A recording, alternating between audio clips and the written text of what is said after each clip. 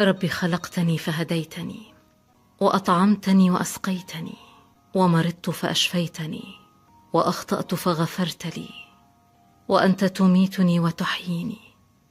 فاجعل لي لسان صدق في الآخرين، وألحقني بالصالحين، واجعلني من ورثة جنات النعيم، واجعلني ممن أتاك بقلب سليم، ومن تلقى القرآن تدبرا من لدن حكيم عليم. واجعلني من الذين بدلت سوآتهم حسنا، لأنك غفور رحيم.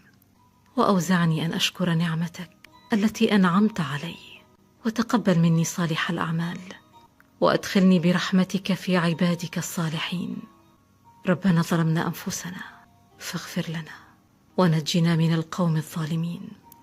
اللهم وإن فاقت علي أهوال الدنيا، فاجعلني ممن صبر ودرأ بالحسنة السيئة، واكتبني مع الذين آمنوا وأصلحوا، فأنت تعلم بما تكن صدورنا وبما تعلن.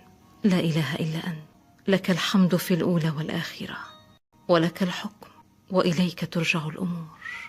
يا الله.